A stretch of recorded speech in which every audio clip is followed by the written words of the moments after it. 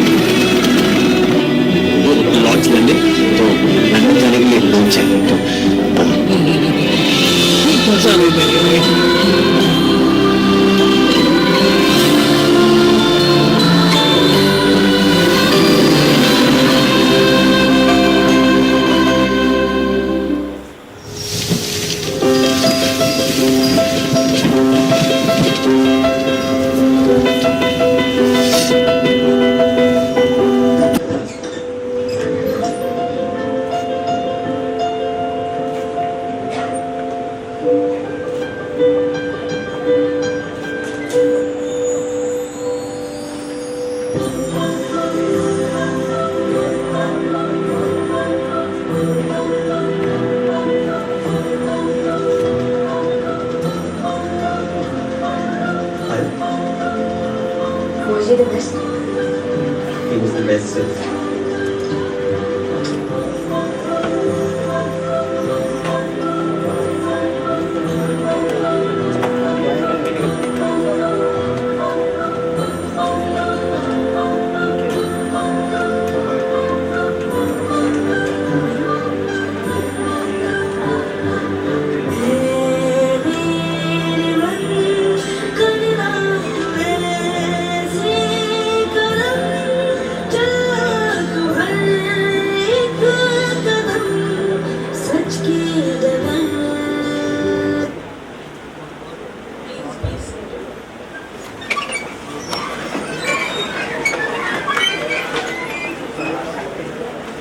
At the start of any convocation, it is traditional to have an invocation song. This year, we have decided to have an invocation song, Hall of Fame, by the script selected by the chief guest. Please listen to this inspirational song and reflect on it.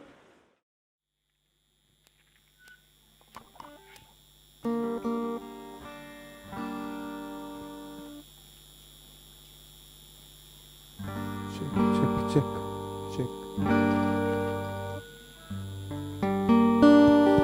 Check, check.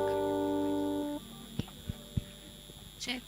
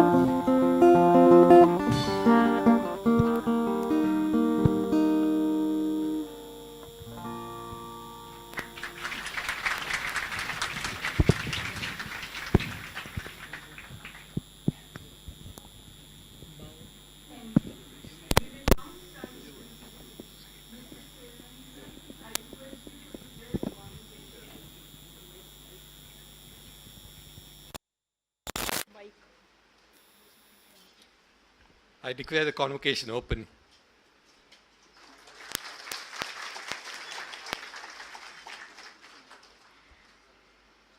I request the director to present his report.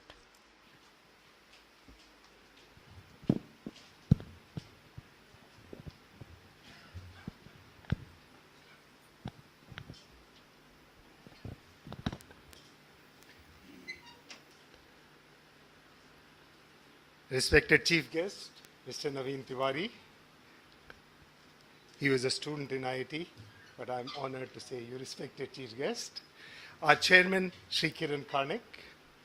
My faculty and administration colleagues, my dear graduates and their parents, ladies and gentlemen. It is a great pleasure and honor for me to deliver the convocation address and grant degrees to you in our fifth convocation. First of all, my heartiest congratulations to all of you for earning your degree. And as you know, we did make you earn it. So, you truly deserve a big round of applause for this.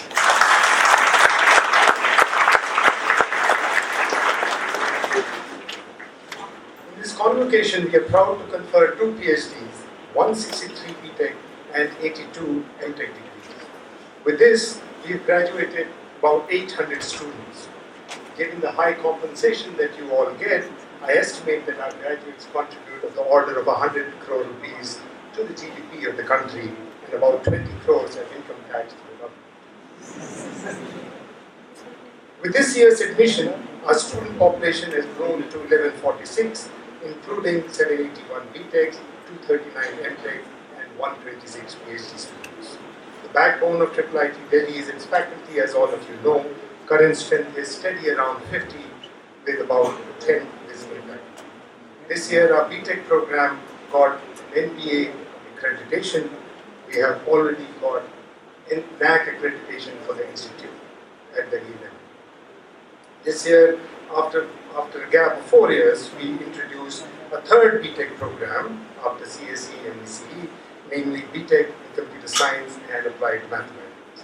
The program aims to produce graduates with computational skills as well as ability to use sophisticated mathematical techniques to approach complex problems. As with any university that aspires for global respect and standing, as we also do, contributions to research are critical. Last year, our faculty and students published over 150 research papers and had 16 projects approved for funding of over 4 crores. Our analysis has indicated that in publications in computer science, we are already at par with the top IITs. This is when we started, our first faculty got recruited in 2009. Like previous years also, our faculty received several Best Paper awards in international conferences, and our PhD students received several prestigious fellowships, including TCS, UGC, and Literature. Our faculty have collaborated across the world with over 60 collaborations and have developed 10 new technologies and tools which have been transferred for use by various organizations.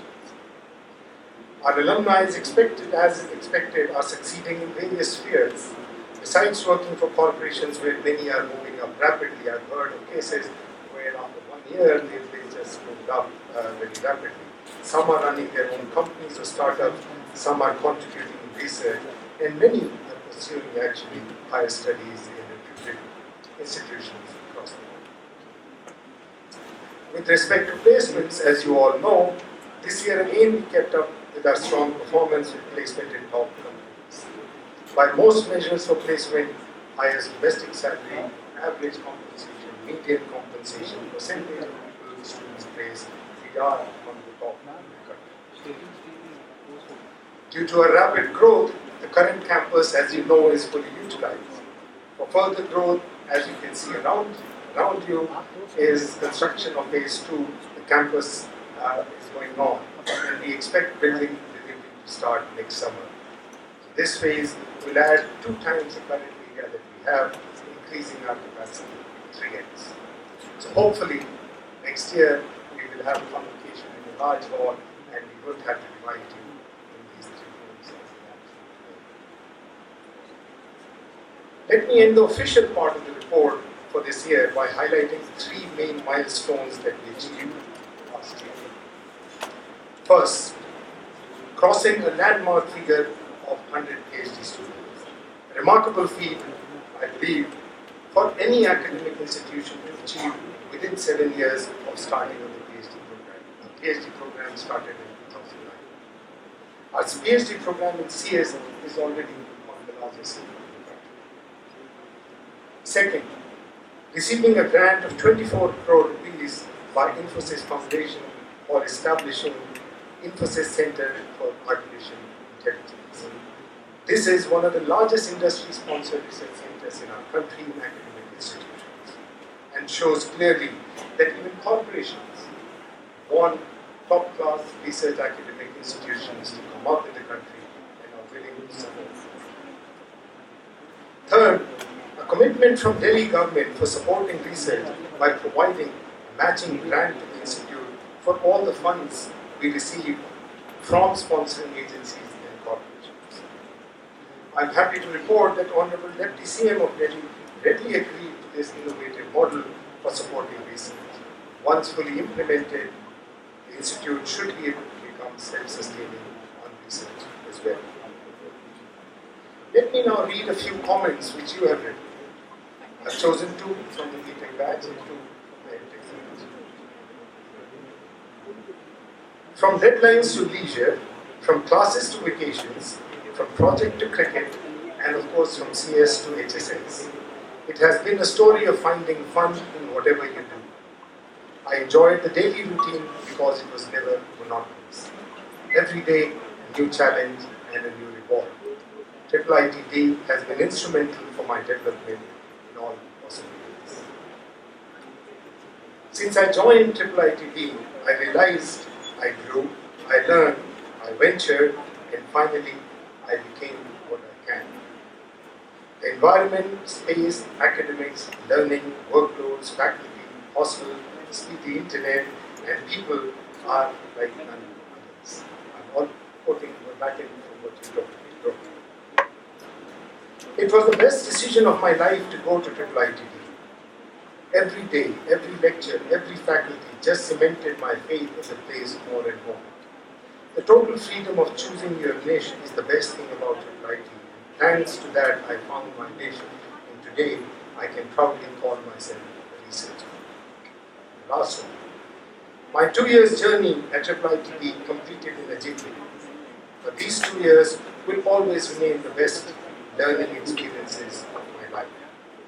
I myself can analyze how much I have grown as a person in this institute. I thank all my professors who gave me the best lessons of my life. Apart from coursework, they taught me how to be always accessible to people who need you, even if you're busy. They taught me how to be patient and many more. IIIT Delhi is an ultimate institute. I have no doubt that given the commitment of faculty, staff and students, and the support we get from the Board of Governors led by Mr. Karnik here, and the government of Delhi, our institute will continue improving on research and education, leading to more successes and contributions to the society by our students and faculty. Let me now spend a few minutes speaking to you, as I always do after the official report, with our graduates who are entering the brave new world of working professionals. Professors are fond of lecturing, even if students are not very interested in listening, as you all know. Unfortunately, I don't get too much opportunities to lecture, so this is my chance. But don't worry, I'm not going to be too long. It's kind of short, it's not complex, and there's no quiz after this. But I hope I will give you something to think about. It's evident that in the world today, disparity in compensation is increasing rapidly. Some people are earning even more. And I'm not talking about founders or promoters who always made well, or industries like sports or entertainment where top stars always make significantly more than the next thing. I'm talking about professionals and engineers. We know of professional non-founder CEOs earning compensations in tens or even hundreds of millions. And many of them actually started as engineers. We also know of some executives who are very highly paid by corporations. Even at the entry level, salary differentials can be a factor of 10 for tech jobs. Some starting IT engineers, and some of you are in that category, get 30 lakhs. while 90% of the IT engineers get around 3 lakhs. This gap is not due to capital or entrepreneurship, but due to differentiated value attached to human talent by corporations. Never before has this gap been so vast. There is a broader context why human talent is getting valued high. As you all know, the pace of innovation is faster than ever before. New knowledge and technology are all coming at a much faster pace. And innovation is getting adopted by us and monetized much faster as well. Look at Facebook, Google, WhatsApp, Airbnb, Uber, and our own Flipkart, Ola, InMobi. You'll hear the founder of InMobi in a few minutes. Quicker, New Sigma, Zomato, all have reached huge market share and valuation in very little time. In this competitive world of fast innovation and fast adoption, corporations are willing to pay handsomely for every little leverage they get. Hence, the huge value of top human talent. Note that this valuation of human talent is not linear. In fact, it's highly non-linear.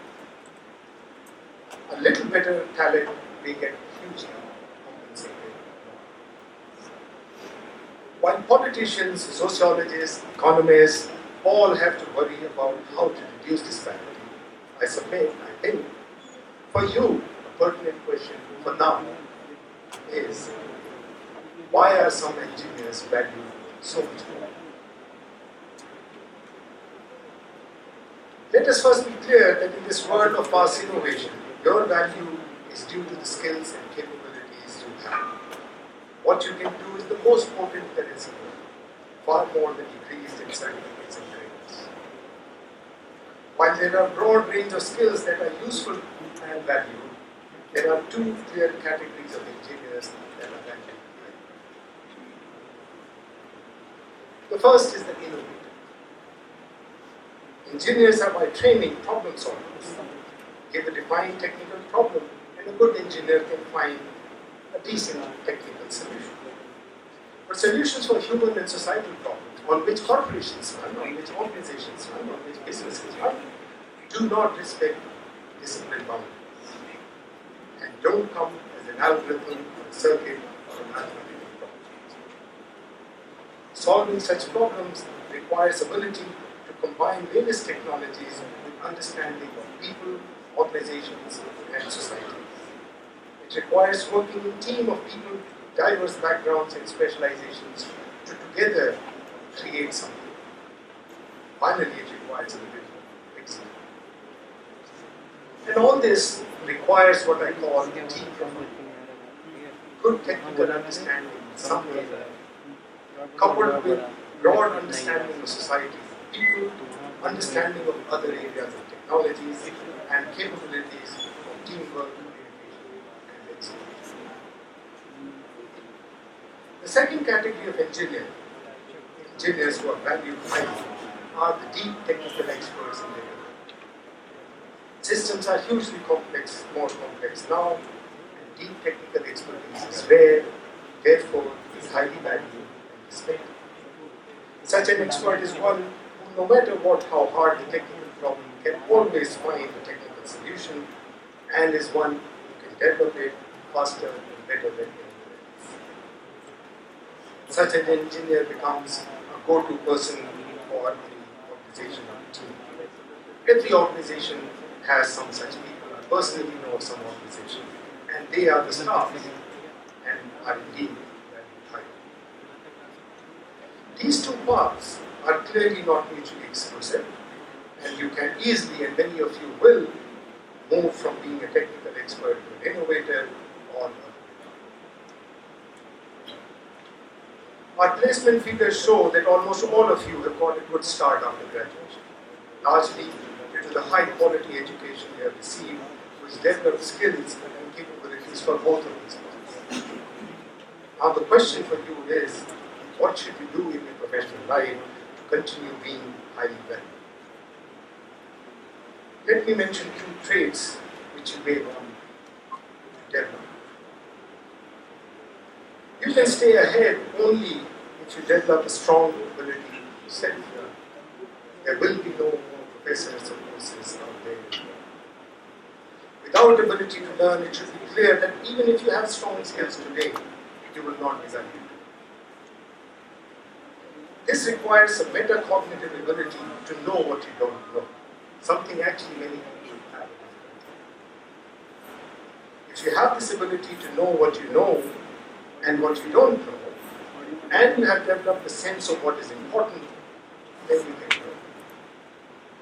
Of course, just knowing what gaps exist in your understanding and what is important is not sufficient. You must have the motivation and drive to learn. In student life, consequences of your learning or not learning are just a poor grade. In your professional life, they are far more serious, and that can make all the difference in how you value. So, ability to know what you know and what you don't, and the motivation and drive to do what you need to, can help you continue being a highly valued member of the society. So, I've discussed how you can be more valued member of the society. If you're in this category, and I hope all of you already are and can be, it is incumbent upon you to give back to society. And while having benefited from this disparity, do your bit greatly. When giving back to society, keep your alma mater always in mind at the top. Give back to the institute that helped you succeed. While there are many ways to contribute and promote institute's interest, one clear way is to financially contribute. As you know, our model is that of self-sustaining, and support from all will be needed to ensure that we keep our fees at a reasonable level. I always urge the alumni to contribute 1% of their annual income. I realize that this may be too much in the start. Perhaps a more appropriate goal is to start by contributing 1 day salary. Earlier, there used to be a practice of contributing 1 day salary every time a disaster was announced. I remember we used to get a sign-up sheet every time something would happen in the country, and all of us would happily sign for giving our 1 day salary. This level is clearly possible even at the start of the career. And if all graduates gave 1 day salary, even with our current alumni base, a quick calculation shows that your contributions can cover almost the entire budget of student clubs. So I thought maybe fully supporting student clubs could be one of the first goals that you can build for yourself. To be with you in giving back to the institution, some time back, my wife and I had announced that we will contribute 1 month of my salary every year. We have already increased this, and I plan to increase it even further for the rest of my tenure here. This is a gesture on our part, since I now clearly see that what we have achieved is far more valuable and satisfying. Building a fine institution which can graduate students like you with strong commitment and support from faculty and officers of the quality we have is simply invaluable and worth supporting. I'm sure you will be valued highly wherever you work, and that you will do your bit for the society and the institute. Let me end by parts of a quote by E.O. Wilson, which captures some of the sentiments I expressed. You are capable of more than you know. The world needs all you can give. Once again, congratulations to all of you for your hard-earned degrees, and I wish you all best for your life and career. Thank you very much.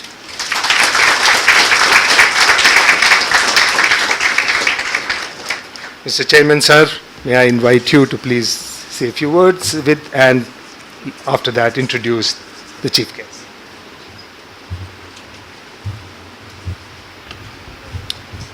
Our chief guest, Mr. Naveen Tiwari, Professor Pankaj Javote, graduating students, guardians, faculty, staff of the institute, invited guests, good evening and let me first say what a pleasure and honor it is to be here for the 5th convocation of this institute. I think we have reached one more landmark. Every year is a landmark, and every year we find some new landmark. The 5th is another kind of landmark, a 5th convocation. And I do see how the institute has grown over time. You heard the director just give a report of how things have moved and where things are. And I think he's summarized extremely well and with some modesty where the institute is. And I do want to reiterate once again, as I always do, because stressing it any number of times is not enough, is that this institute in a very, very short time has created a name of it for itself because of the leadership which Professor Jagate provides and fantastic faculty that we have had, supported by a staff that very much understands what academic needs are and how they should be fulfilled. It's for this reason that we've been able to attract very bright students like you who worked hard over the years here and are going out into the world today in different ways to create a bigger and better name for the institute, because ultimately in the first years a number of factors determine what an institute stands for, what research it does counts for a great deal, the names of the faculty members and their backgrounds count, but over a period of time all that is taken for granted, and what matters is the quality of its alumni, how well they are doing and what they are doing. I think both are important, and I'll come back to that in a moment later. I just want to spend a moment or two on reflecting on what many of you would have seen, many of you would have experienced, but people from my age group have really seen this telescope into a very short period of time. And that is the change that we are seeing in the world around us, most spectacularly in India, where in the course of a generation we have moved probably a century. Most visible, of course, is in the area of technology. And that's something which is moving so rapidly, changing so rapidly, that it's impossible to predict where we're going to be tomorrow. It's very difficult to say what kind of devices, what methods, what mechanisms, what structures, what jobs there may be in the world of tomorrow. And we see this every day. Just today, many of you would have read about something that's been in the making for a while, but now you're seeing it literally on the road. And that's the first pilot of a driverless taxi launched in Singapore. And doubtless you're going to see many more. And the particular change which you're seeing now is not just that things are changing, but they're changing very rapidly. And this has implications for all of us, for each one of us, and for the country itself. Things are moving fast. People, very naturally, are expecting things to move fast and have become impatient. Which is why, if some of you read the lecture which was given by the Deputy Prime Minister of Singapore yesterday, the first Transforming India lecture, he put it very nicely in terms which all of you would understand. He said, India has to now score in 4s and 6s. And what he meant is that the normal rate of growth, what used to be very negatively called when I was growing up, the Hindu rate of growth of 2 to 3% a year is not enough. And he said, as he put it very well and statistically very visible, even if we grow for between 8 and 10% a year for the next 20 years, we will not catch up even with China's per capita GDP. We were one of the more developed countries. And I think that tells you that the country has no choice but to grow very rapidly and to move quickly. And this is to do not just with economic prosperity and wealth, which is very important, but it also has to do with the well-being of our people. Because when you grow, you can grow over a long period only if you take care of the basics in the country, including most particularly health and education. Health is an area which we are all aware of, and the problems there are known. I don't want to dwell on them, but education is a key area, and education at all levels. Certainly we need core, basic education at the school level, which is critical, and country after country has shown how important it is and how it affects their development, including the economic development. But we also need to keep up in today's world higher level education, education at the university level, and research, which opens new doors, understands new technologies, is able to adapt to them, and importantly, creates new technologies required for our needs, our context, and our people. And I think these are the kinds of needs that research institutions fulfill. But most importantly again, an academic institution combines some of these in ways that provide synergy. The interaction between education, outreach, which helps you to understand what true problems are, and research. This interaction amongst these creates the synergy that creates great new things that, as you just heard Pankaj put so well, looks at specific problems which you're geared to solve. And you're geared to solve them because you have the educational background, the skills, and you've got to combine that in a way which looks at real problems and begins to solve them. I think this is one of the things that we begin to see in this country as we need to move forward rapidly, as we face the kind of problems, some of which are sometimes seem overpowering, but which we know can be sorted out, and many of which can be solved not by technology by itself, but technology in combination with a whole host of social and human factors which need to be taken into account. But very clearly, as we move ahead, technology is going to be the underpinning for a great deal of what we do, and going to be an engine for the driver of growth of this country, as it is indeed becoming in countries around the world. And it's in this context that those of you who are graduating today and moving on either to further education or to research or to jobs need to look at what it means for you and how it affects you and what is going to happen to you. One critical factor was already mentioned in Pankaj's talk, and that is innovation. I talk of this every year because it's a great favorite, and I think it's critical to the well-being of societies, communities, countries. If you don't innovate today, you'll probably not survive in tomorrow's world. Competition is intense. Globalization has brought even more competition, and you can't survive in globalization unless you create something new all the time, which means innovating both to find solutions to current problems and innovating for the future. And it's no wonder, therefore, that if you look around the world today and look at the companies that have been most successful, if you look at the top 10 companies by market capitalization today, you'll find that 8 out of 10, maybe 7 depending on how you count one of them, 7 of the 10 most highly capitalized companies in the world today, which means those which are most valuable, are tech companies. Most of which have really been born and seen fruition in this century. They are not old companies, the conglomerates that have grown and built over the years. They're new companies which have grown rapidly, mainly in this century. Some of them were established before the year 2000, but they've really seen growth now. And the bigger among them are much more recent. So if you look around, names very familiar to you, you will see companies like Amazon, like Facebook, like Google, like Microsoft, all of which figure in the top 10, all of which are recent technology companies. And increasingly you're seeing companies which come up with completely new concepts and new business models. The sharing model, the platform model, companies like Uber. So which is the biggest transport company in the world today? It's a company that owns no transport vehicles of its own. It's Uber. Which is the one that handles the most retail with no brick and mortar retail? It's not the big ones you hear of. It's really Amazon.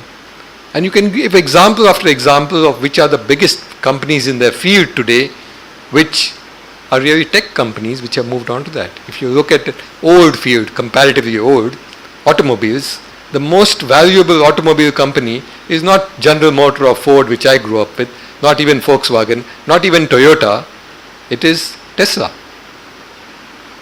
That's because new technology, the valuations are very high. And I think there are lessons there. It's not just to go by market capitalization and what the market says. The market certainly sends you signals. And I think there is clearly an indication of the value of what is perceived and seen. What does this mean for you? What does it mean at the individual level? And I think many lessons you can draw from it, which I will leave to each one of you. But I think one of the very important lessons, which comes not just from the recent thing, but which comes from history, it comes from biology, it comes from evolution, is adaptation. You heard earlier of innovation, but adaptation. Can you adapt to a changing context, to changing needs, to new skills and new knowledge?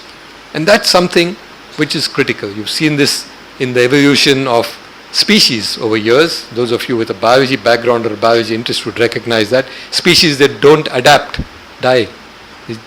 As they say, dead as a dodo. Species that adapt survive and do better. So adaptation in a changing world, in a changing context, in a changing environment is as critical as being innovative.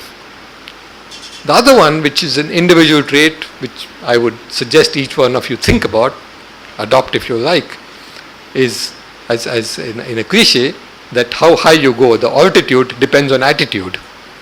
Your attitude towards work, towards life, towards your co-workers, towards your team, towards people. It's all about attitude. And if you have high skills and are very smart and clever, but don't have the right attitude, it's frankly going to be difficult in a career. On the other hand, if you have the right attitude, but don't necessarily have the skills yet, don't necessarily have the knowledge, if you have the right attitude, you can go and learn them, you can pick them up. Motivation, as Pankaj mentioned, comes from attitude. So it's something just worth thinking about as you look at the changing world, and I painted a very brief picture of that, and where you need to be and what you need to look at as you move in that direction and begin to see where you are in that whole area. The final comment I want to make on where we are and where we are heading is in terms of something which is very basic and deep. And this is something which I like to stress in different ways year on year, because we tend to forget it.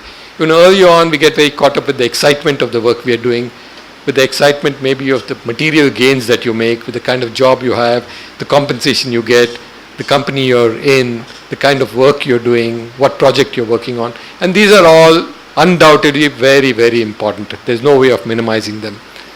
But also keep in mind that in the long term, what becomes increasingly critical, I mentioned attitude, is a derivative of that, a characteristic that comes from that, is your basic values, in some way much deeper than attitude. And values determine a great deal of what you will become. It obviously says who you are, but also what you will become. How far you go, where you go, how successful you are, and most importantly, how satisfied you are as a human being, comes from values. And again, to take a crass example, if you look today in the marketplace, and it's a way of judging, it's not your word against mine, let's look at a broader sample. So look at the broadest one, which is the market. And today, increasingly, even companies are being valued not just on the basis of the profit they make, but are being increasingly valued on the basis of their deep integrity and values. So a company that is being seen as having good corporate governance enjoys a higher valuation than companies that are seen as being, on the edge, cutting corners. Maybe they make a higher profit in the short term by cutting corners. But if you look at market valuations over the last few years, particularly in the last decade, and you can go and study this if you want, increasingly companies are being valued also for their underlying value system. And I think there's a lesson there for individuals too, that when you look at how you get valued in the marketplace of ideas and competition and people, values are going to count for a great deal. But most importantly, as I said, the values are something for yourself. When you go to sleep at night and when you wake up in the morning, you wake up with a clear head and a good conscience. And I think that is as important as waking up in a large house or driving a big car. So something again for you to think of, both in terms of the practicality of what it means in terms of your career, but also in terms of what it means to you as a human being. Related to that, a final point on this is really values, not just with relation to yourself and what you do, but in relation to larger society. Again, Pankaj mentioned give back, and as he said, he quantified the figures. You get something and you give a lot to the government as taxes, and hopefully you'll give some to the institute as a contribution at some point of time. But also what you do give to society in terms of not just money, but time, effort, commitment, caring. Are you part of a larger society where you look at other human beings in a sensitive way, understand their needs, and are empathetic to them? I think that's a critical factor also. Again, interestingly, I like to jump back and forth between basic values, which is, a pep talk and a lecture, versus just down-to-earth reality. And if you look at down-to-earth reality today and you talk to any entrepreneur, he will tell you that a lot of the business comes from understanding the problems of people and seeing, hey, what solution can I build for that? And the solution is not something that's just a technology. A solution comes from the problems which you see that people have, some problem that people face. And you never understand that unless you have a degree of empathy to be able to understand what is the problem of the community, your consumer, the market that you're in. So an understanding and sensitivity to people is a key element of being able to design solutions that are successful in any sense. Successful in terms of use, successful in terms of money, successful in terms of going out.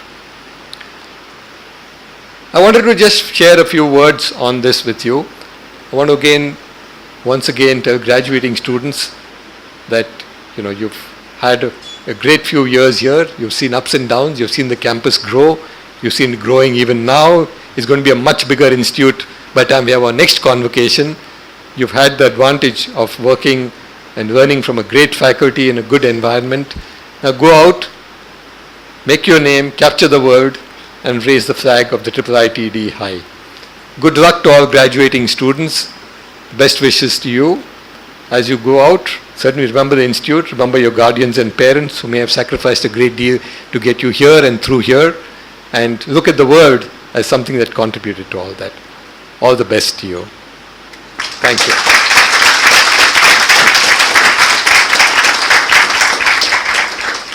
Thank you. I want to hand over now, which is what really is the exciting part of this, apart from you folks receiving your degrees, to hear somebody who's iconic, and all of you would know him, so I'm not going to really take time introducing him, but Mr. Naveen Tiwari, one of the fantastic entrepreneurs from India, much under the radar. You don't see his photo splashed over as much as you see certain others.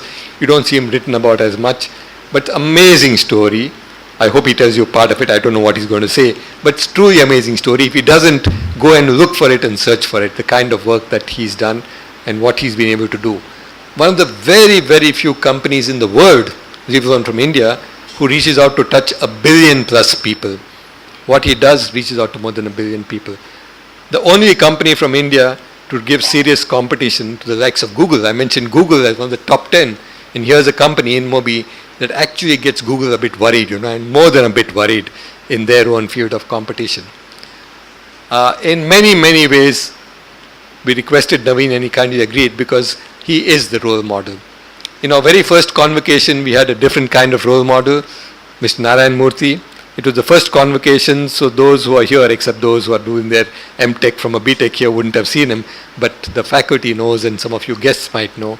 And that's one kind of role model, Mr. Narayan Murthy, a phenomenal role model.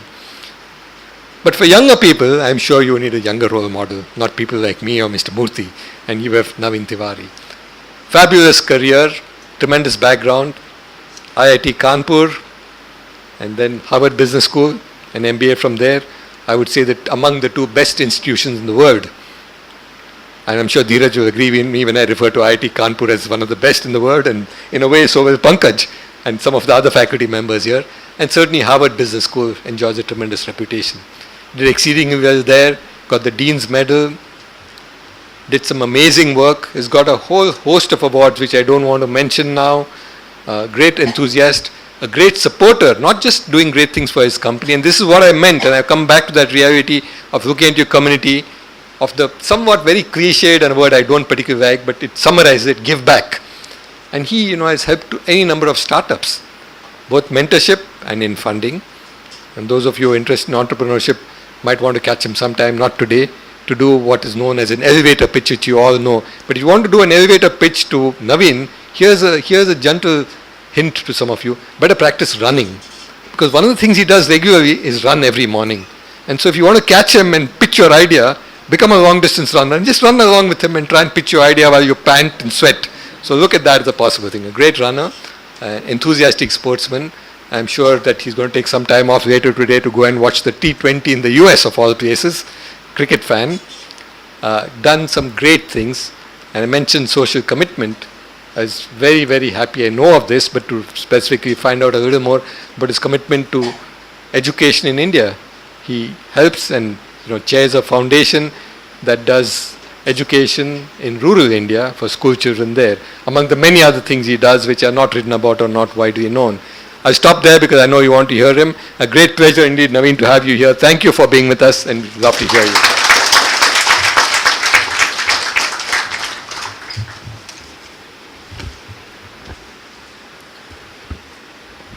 Good afternoon, Mr. Karnik, Professor Jalote. faculty members, Professor Sangi, graduating class of 2016, parents, it's an absolute honor to be here today. Truth must be told, when Professor Jalote and Professor Sangi sent me an email, I wasn't sure why they were sending me an email to invite, because, I am from IIT Kanpur, they've seen my grades. So I was a little confused. Not if that wasn't enough. I also grew up on the same campus where they were professors, so, in the classical way, I would call them uncles, and I would typically shy away from them because, if you see them on the roads, they would ask you the simple question, "Padhai kaisi chal rahi hai?" The answer to which question I would generally not even have, or at least would not try to, entertain them with it, because it would be a complete lie of what I'm trying to do. So, it's an absolute honor to be here. About 15 years ago, I sat on the other side as I was graduating, and I know some of these are the most boring lectures that you can get. So here is the deal between you and I. I'm going to try and keep it as short as possible. Just don't sleep on it, because I've dozed through some of them, and they're really tough. So I hope we can kind of continue this dialogue happily. Before I even dive deeper into anything, I think for all the students out here, be very, very proud. Be very, very proud. You are graduating from one of the best institutions on the planet. And that's not an easy feat. Only 1% of the people on the planet get what you've just gotten. So please give yourself a big, big round of applause.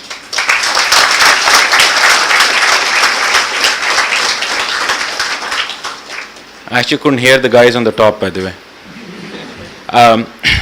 By the way, this day is even more and much bigger for few other people, and I always say this at any convocation I go to. This day is much, much bigger for your parents, especially for your mothers. They've sacrificed a lot to see you where you are today. They've probably been the ones who would have gotten up in the morning to make sure that you have the tea so that you can get, study your way through this. So I want to do, one thing, and I want, everyone who is graduating today, please stand up. And even those who are on the above floors, I know we can't see you, but I'm pretty sure you can see us. Can you guys give the loudest applause to your parents and to your mothers who deserve this?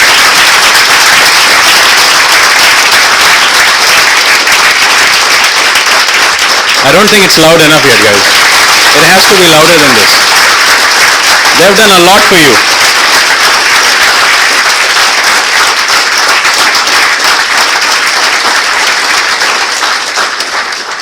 Thank you. I remember my own graduation quite well. It was, as I said, it was about 15 years ago. And it was a great day, great day of pride. But at the same time, it was a very sad day for me also. It was sad because that was the day when I found out that my father had cancer. And I knew at that point of time he was my inspiration. He was everything to me. And then you find out that he only has few years to live. Suddenly, as you try and step into a new world, a different world is actually going underneath you. I wasn't sure what to do. And I wasn't sure how I would go through life without him. We all knew it was only a matter of some time before he goes away. That day, he told me a few things. He told me actually 3 things. Some of them didn't make sense to me that day. They make a lot more sense to me now. Obviously, I'm older. I want to share these 3 stories with you. Just the 3 stories.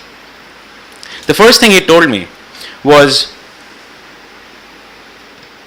do what you love. A lot of us in life, I come from a family of academicians.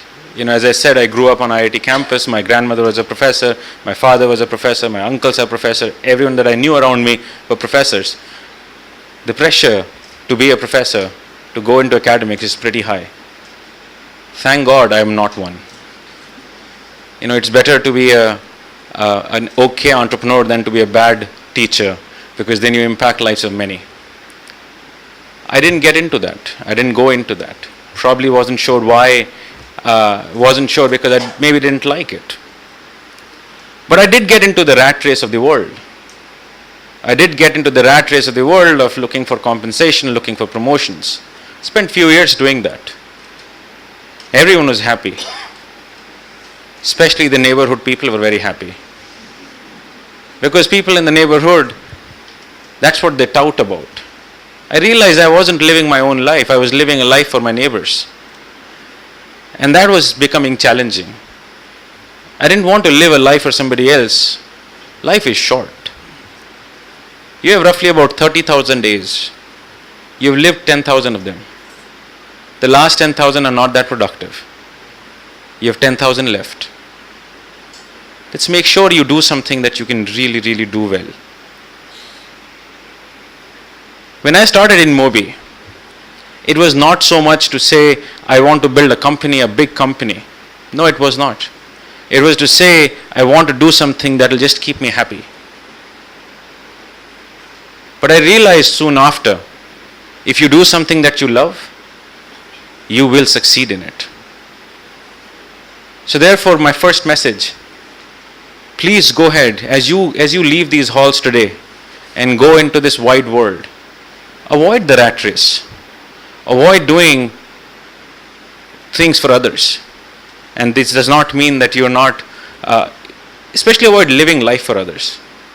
Do what you love, and you will see what you achieve over the next many, many years will be astounding and will surprise you yourself. So it's very important to do that. And I'm glad I did this, by the way, because I've loved every moment of the last 8 to 9 years that I've run in Mobi.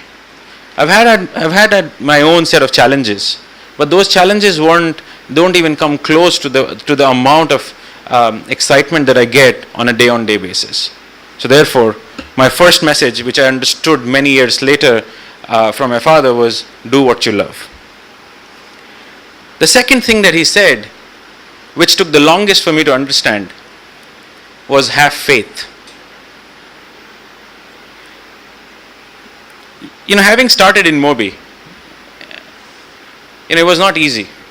We, as we founded in Mobi in 2008, we started on, working on the first version of the product. We worked day in and day out. We would burn midnight oils. We worked for 8 or 9 months. 8 or 9 months later, we realized whatever we had built is complete crap. So we had to shut it. We shut it. Very tragic.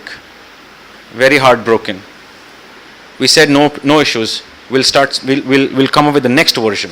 We started on the next version or something. But soon we ran out of money. We were broke. We lived for about 7 or 8 months without money. Not just myself, but everyone in the family. And everyone in the company was without money. People stuck on. They worked on something. Every moment, by the way, while this was happening, every moment, every day, and at times, many times a day, you wanted to give up.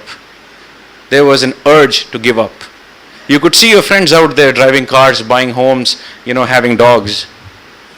You didn't even have enough money for food. You would live days in and days out just on idlis, because that's the cheapest form of food.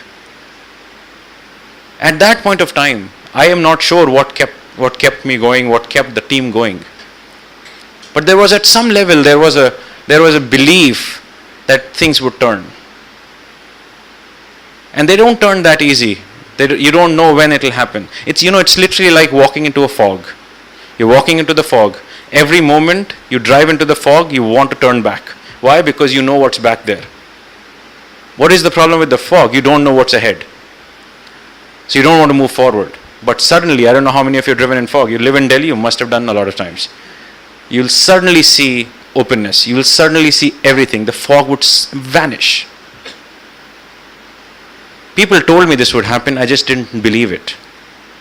I had to see it for myself.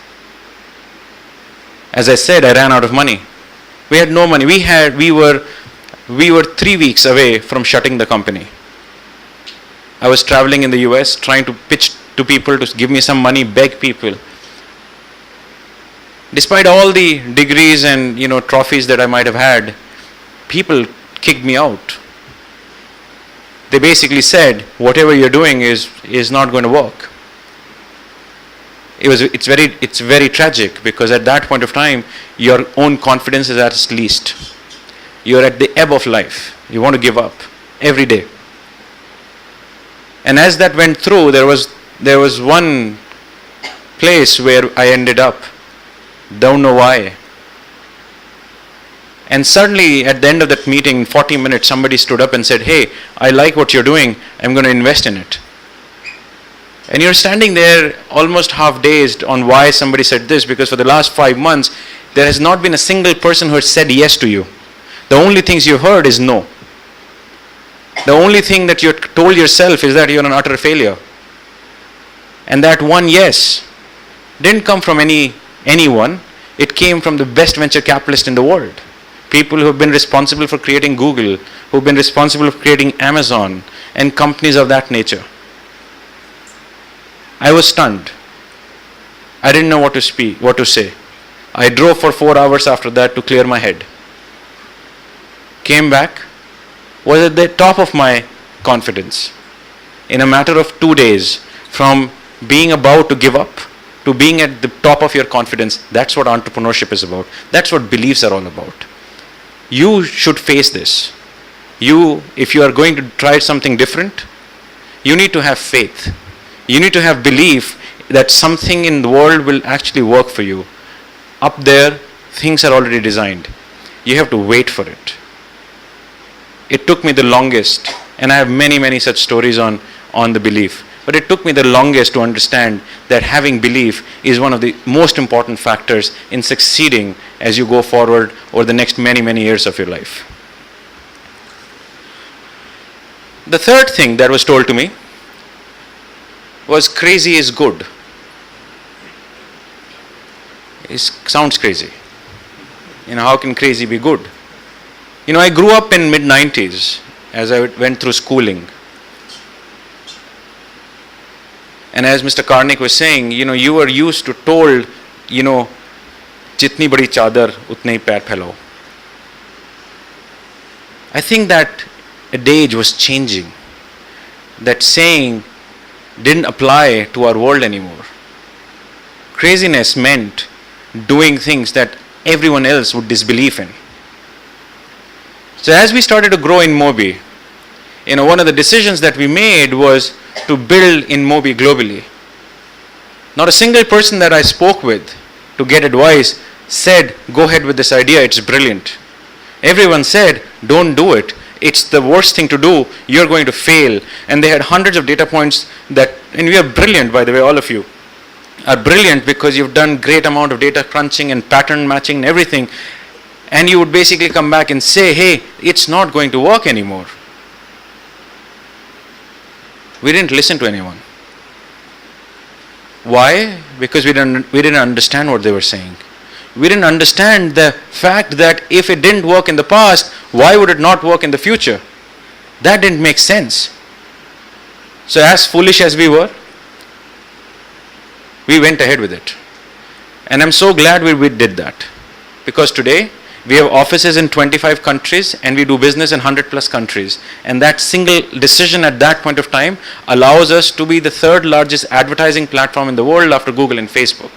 And that is why crazy is good, because people will not allow you to make decisions which are different. If you are not different, you're going to be like everyone else. It's a simple mathematical equation. You want to be like everybody else, you will be average.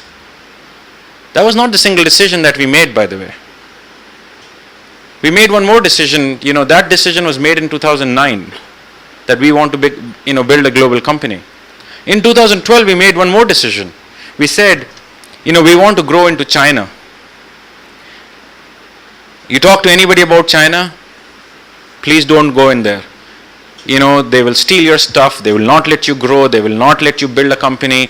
Nobody has been successful. Look at Google, look at Facebook, look at Microsoft, look at all the companies, nobody has succeeded. Well, makes sense. So, you shouldn't also go. Again, didn't make sense. Why? Because there was a pattern matching that was going on. And that pattern matching basically indicated you should not do what has happened in the world in the past. Don't change the world order. We went into China. Today, I'm very happy that we made that decision despite everyone telling us not to do it. We're the second largest platform in China now, after WeChat. And we are one of the most important companies in China, in China's internet economy. And it gives us amazing strength to compete at a global stage because you're controlling a very, very large market like China. So again, crazy is good. Try to do crazy things in life. And by the way, the younger you are, the crazier you should do. Don't try to wait for a time that will come when you will make those decisions. I don't think that time ever comes. It is purely a very logical way of pushing out what you should do much, much earlier in careers. So those are the three things. As I said, I was told to do what you love, do it with amazing amount of faith, and while you're doing these things, do them as crazily as you can. And that has certainly worked for me in life. So as each one of you, go out of life, go out of this college, I think it is very, very important that you trust yourself. You trust yourself because you are really good. You're really, really good. By the way, the reality is, none of you are going to die of hunger. None of you are going to be living on roads. You're way past all of this. You're going to be doing either really well in life or exceptionally well in life. You have to choose between the two. And the choice between these two is very subtle. The choice between these two is what will make you good or what will make you great.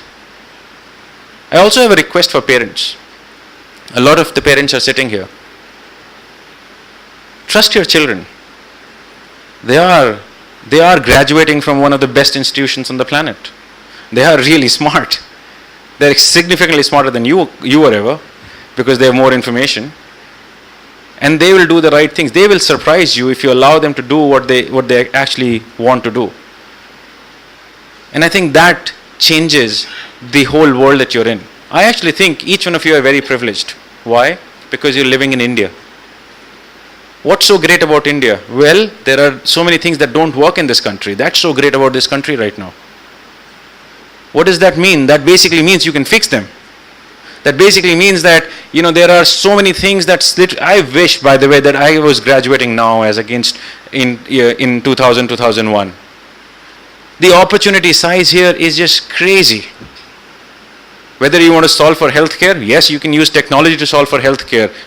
Only technology can solve and teach, children in this country anymore. Only technology can solve for doctors anymore. You cannot create more doctors. Only technology can solve for security. Only technology can solve for transportation. There's no way we can build as many roads as they're needed. All of these are opportunities, and you are absolutely lucky in an environment in India where you have people with capital, consumers who are willing to spend, technology that is advanced enough for you not to go recreate the technology. You're exceptionally lucky. Exceptionally lucky.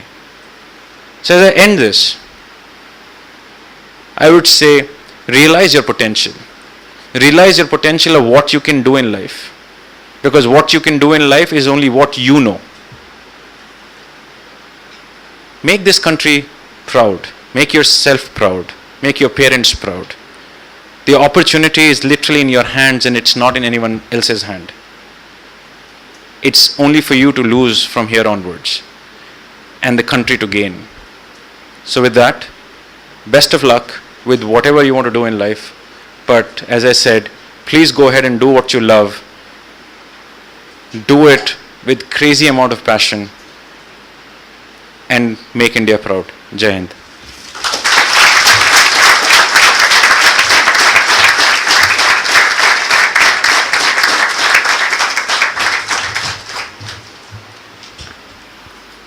Mr. Chairman, sir, I request you to kindly present a memento to the Chief Guest on behalf of IIIT.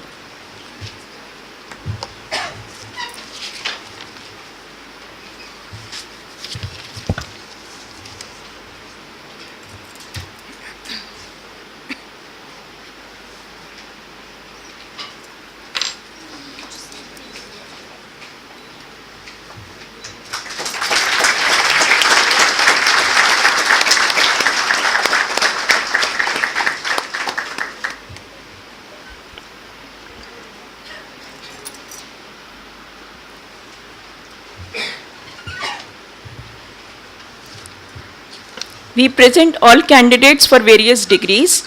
All candidates for all degrees, please rise. Candidates in C11 and C21 must also rise. I request Chairman Senate to admit the students for the various degrees.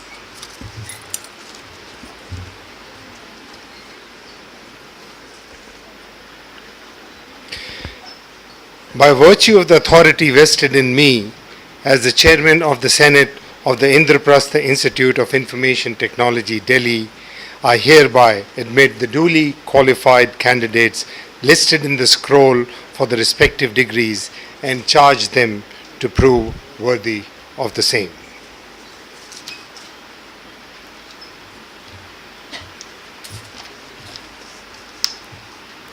All candidates for all degrees, please be seated. I request the Dean of Academic Affairs to present the PhD candidates for award of degree.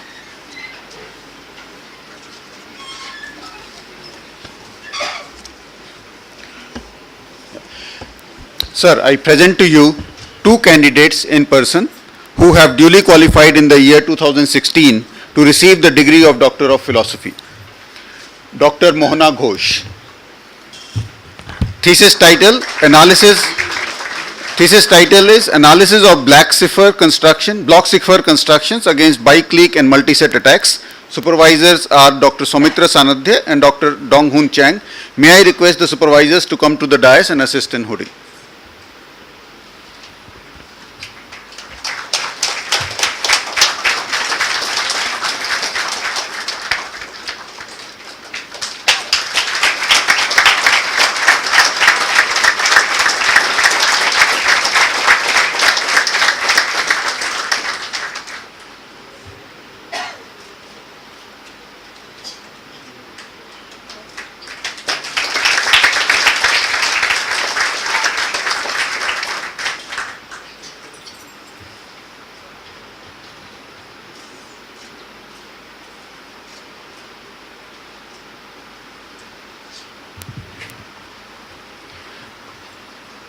Dr. Paridhi Jain, thesis title Automated Methods for Identity Resolution Across Online Social Networks. Supervisor Dr. Ponurangam Kumaraguru.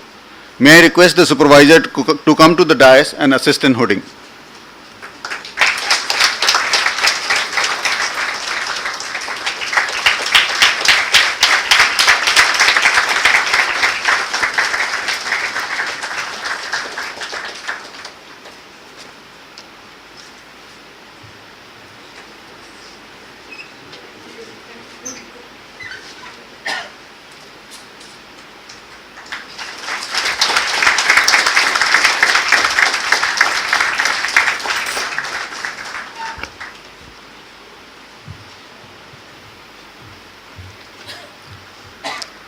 I present the candidates for the award of various medals.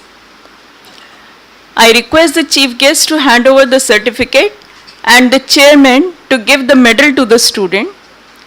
Chancellor's Gold Medal for the best academic performance of all graduating students in all BTech programs has been jointly awarded to two students, Alakh Dhruv Chopra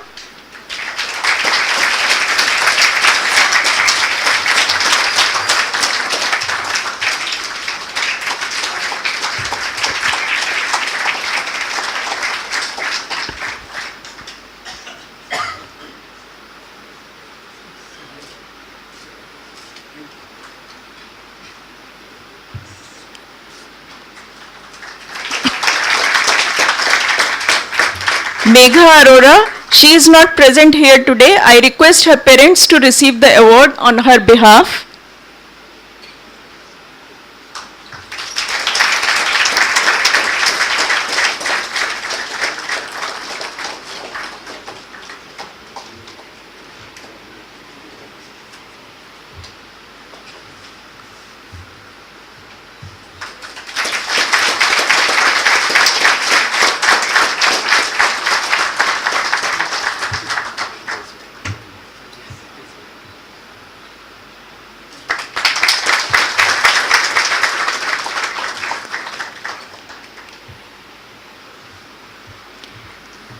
Best academic performance in BTech Electronics and Communication Engineering is awarded to Shreya Singh.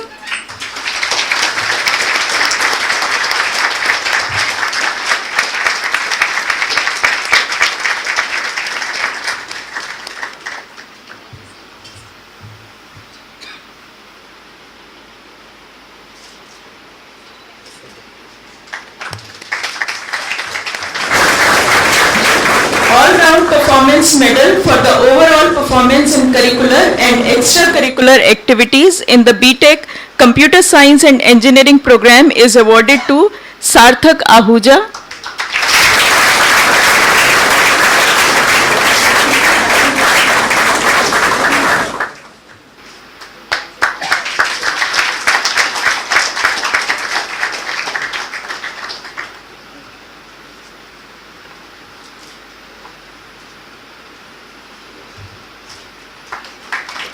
All-round performance medal for the overall performance in curricular and extracurricular activities in the BTech Electronics and Communication Engineering program is awarded to Ankush Jolly.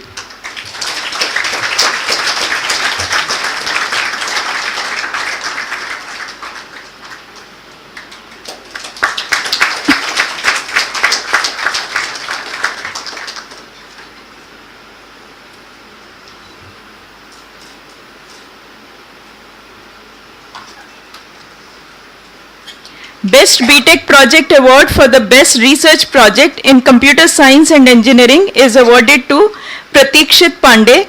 Title of his project is Face Recognition with Obfuscation. He is not here today. I request his parents to receive the award on his behalf.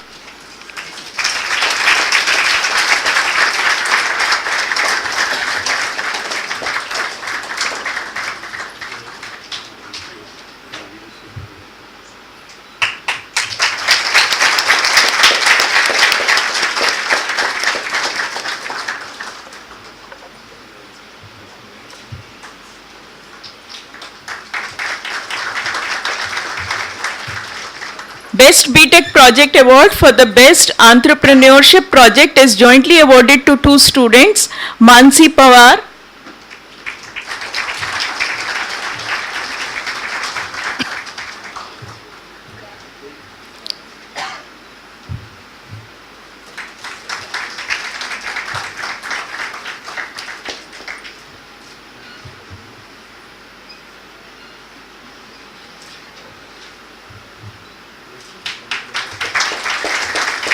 Shashank Gautam. Title of their project was Meri Awaaz.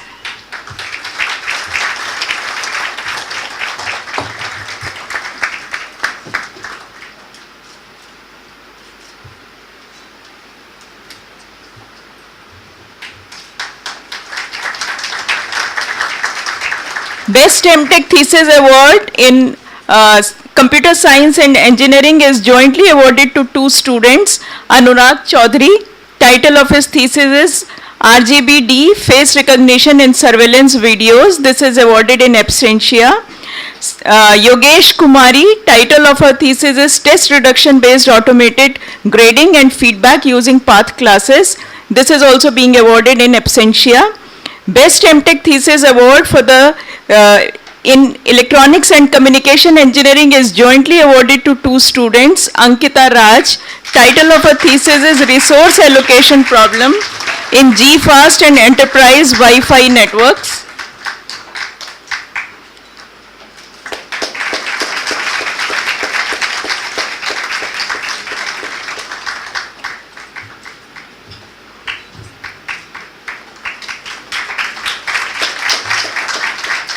Mohammad Ayatullah Maktoumi. Title of his MTech thesis is High Bandwidth Planar Power Divider.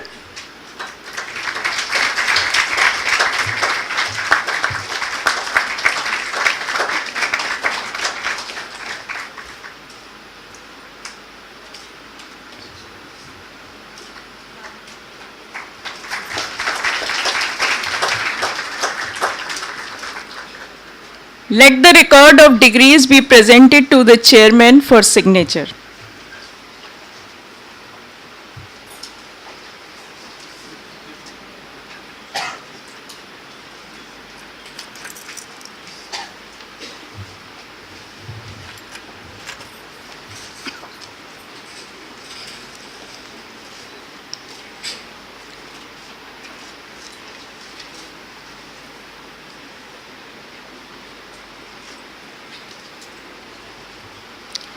Let the oath be administered. Dr. Mohana Ghosh.